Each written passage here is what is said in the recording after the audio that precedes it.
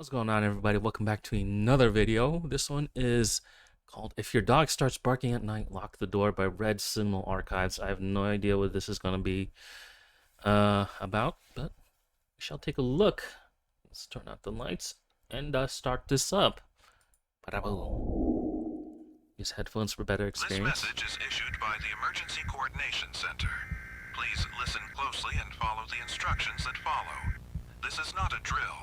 If your dog has been exhibiting unusual nighttime barking behavior, particularly in wooded or rural areas, you need to take immediate action.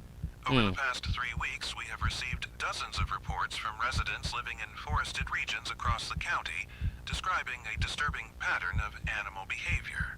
What began as routine calls about noise complaints has evolved into something far more serious. The reports share common elements that have prompted this emergency advisory.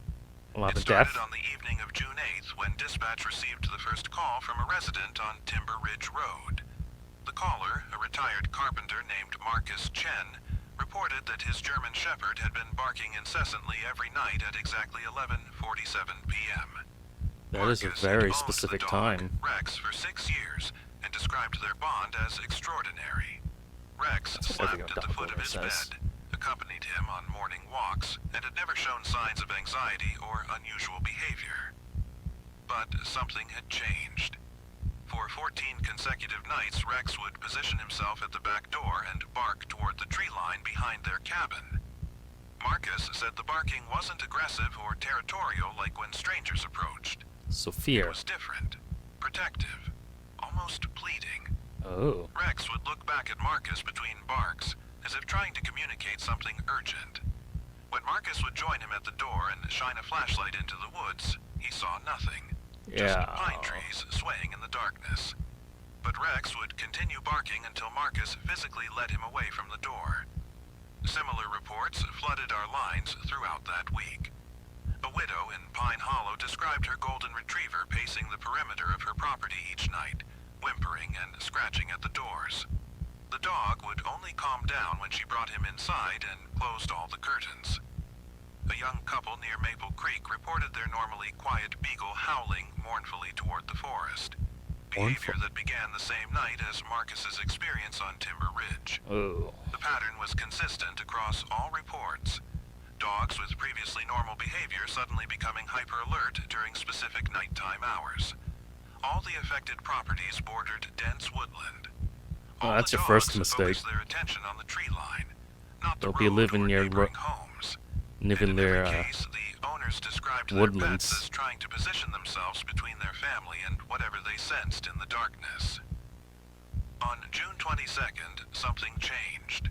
Marcus called dispatch at 2:17 a.m., his voice shaking. He said Rex had been barking as usual when they both heard it. A sound from the woods. Oh, that's Not an never good. animal sound, Marcus insisted. Why is there Wi-Fi but coming out of that something else. fist? A low, rhythmic tapping, like someone knocking on wood with their knuckles. Rex's barking became frantic, almost hysterical. Then, abruptly, the dog fell silent. Marcus heard a single, soft whimper, and then nothing. When he looked outside, Rex was sitting perfectly still, staring into the trees. The dog's ears were flattened against his head, and Marcus said he'd never seen Rex look so afraid. The tapping sound had stopped, but Marcus felt like something was watching them from the darkness. He stayed awake until dawn, with Rex pressed against his legs, both of them listening to the silence. The next night, Rex didn't bark at all. For the first time in over 2 weeks, 11:47 p.m. came and went without incident. Now, is this Marcus just felt fear, relieved, or thinking whatever had been disturbing his dog had finally is moved Rex on. possessed? But his relief was short-lived. 3 days later, Marcus called us again.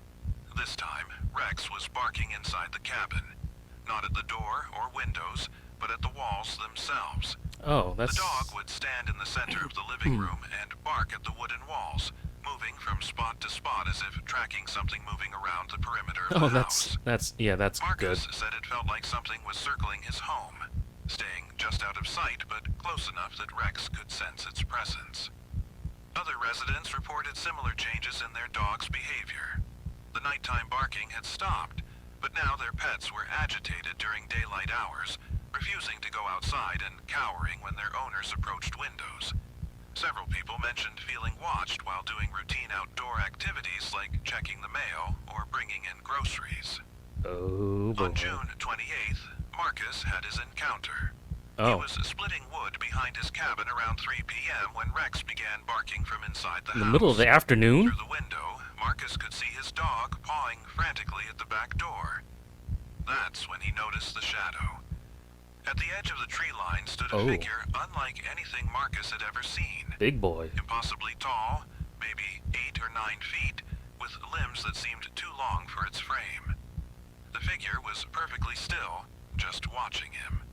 Marcus described feeling an overwhelming sense of wrongness, as if his mind couldn't fully process what he was looking at. I mean, you're looking at something 8 to 9 feet tall. The figure's proportions were human, but stretched, distorted in a way that made Marcus's vision blur when he tried to focus on details. Was this Slenderman? Marcus dropped his axe and backed toward the house. Why you drop the weapon? His eyes off the figure.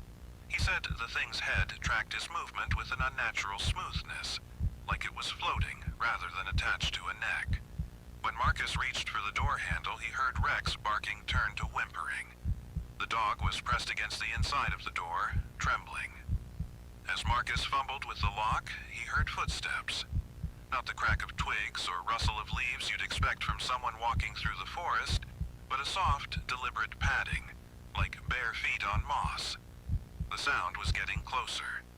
Marcus finally got the door open and stumbled inside, immediately deadbolting it behind him. Good, good. When he looked Lock out the windows window, too. the figure was gone. That evening, Marcus discovered that Rex was different. The dog no longer came when called. He wouldn't eat his regular food and refused to sleep in the bedroom. Instead, Rex positioned himself by the front door and stayed there, alert and motionless. When Marcus tried to pet him, Rex flinched away. It was as if something had been taken from the dog, some essential part of his personality erased. Marcus isn't the only one who's encountered this figure. Local authorities have received 17 similar reports over the past month, all describing the same impossibly tall presence lurking at the edges of wooded properties. Never Some witnesses live describe it as near native wooded to the properties. area, something that's always been in these forests. Others tell That's more not good. disturbing stories. A hunting party from the reservation 20 miles north reported seeing tracks near their camp 3 years ago. Footprints that were human-shaped but nearly 2 feet long, pressed Damn. deep into the mud as if made by something incredibly heavy. The tribal elders they consulted spoke of old warnings about things that walk between the trees, entities that take pieces of what they encounter. A Wendigo? They said dogs could sense these beings long before humans ever could, and that a dog's protection should never be ignored. Yeah. We've also received reports of missing items from properties where encounters have occurred. Not valuable objects, but personal things. A child's favorite toy. A wedding ring left on a nightstand. A photograph from a mantelpiece. The items disappear without any sign of forced entry, as if they simply vanish from existence. Witnesses describe these disappearances happening in the days following their encounters with the tall figure. What concerns us most is the pattern we're seeing in the affected animals. Dogs that once provided comfort and companionship to their families They essentially are die becoming inside. withdrawn and fearful. Some refuse to enter certain rooms of their homes. Others won't go outside at all, even during daylight hours.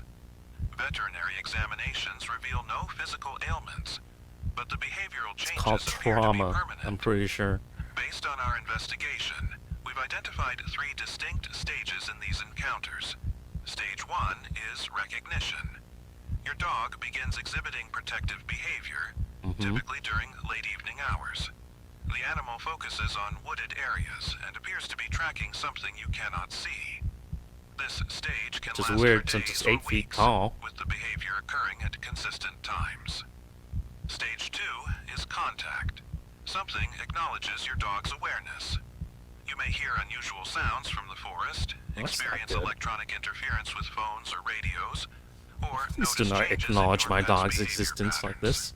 The dog's protective instincts intensify, and they may attempt to prevent you from going outside or approaching windows. Stage 3 is is aftermath.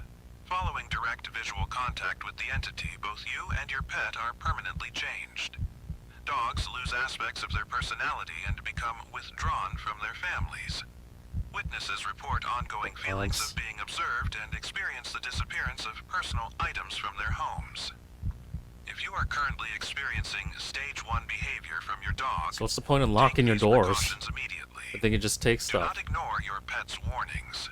When your dog exhibits protective behavior toward wooded areas, bring them inside and secure all entry points to your home.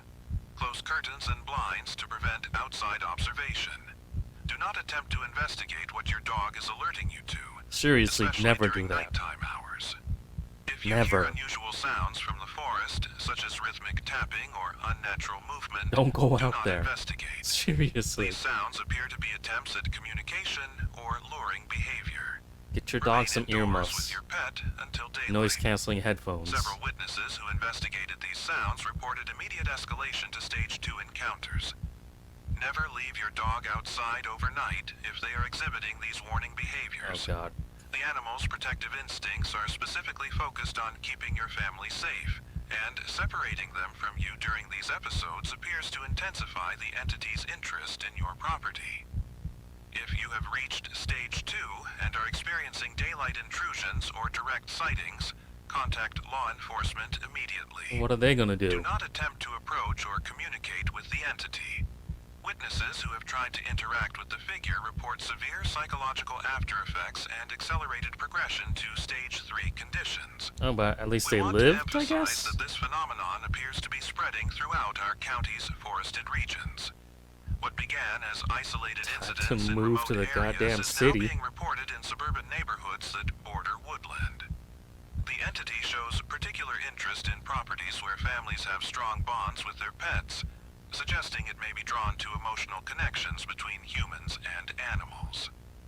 Multiple search teams have attempted to track this entity through the forests, but these efforts have been unsuccessful. How many have gone missing? The being appears to move through terrain without leaving consistent tracks and seems capable of avoiding detection by conventional means. However, it cannot hide from the natural instincts of domestic animals, which is why your dog's warnings are crucial to your family's safety. 3 families have already experienced the full progression of these encounters, and all report permanent changes to their lives. The dogs involved no longer provide the same companionship and protection they once offered their families. More concerning, each family has lost personal items that held significant emotional value, objects that cannot be replaced and whose absence creates ongoing distress. So it just eats We are working with emotions? tribal consultants and wildlife experts to better understand this phenomenon, but our primary concern is preventing additional encounters. The pattern suggests that early intervention during stage 1 can break the cycle of escalation. Which is... Your dog's protective behavior is not random anxiety or territorial display. It is a warning system that has evolved over thousands of years of domestication, and it should be trusted absolutely. This broadcast will repeat every 4 hours until further notice. Emergency services They didn't even tell you what you should do to, you know, at stage 1 to prevent your dog from response times may be extended. getting mind broken. Your best protection is immediate compliance with these safety guidelines and complete trust in your pet's instincts. Remember, if your dog is barking at the woods at night, something is watching you from the darkness. The silence that follows isn't peace, it's patience. And when that silence ends, it may already be too late to protect what the entity has come to take. What has it come to take? I don't know. That was very little explanation of what was going on in there. I'm slightly confused, but yeah. Well, if you were here till the end, I thank you very much. I appreciate it. And go ahead and go down into the words. Go ahead and go down into the comments and tell me another video that I should watch, whether it be scary or not. You know, I'm starting to prefer things that are funny because I need that, because I've been doing too much scary stuff for October. But until then, till the next one, goodbye, and thanks for watching. Adios.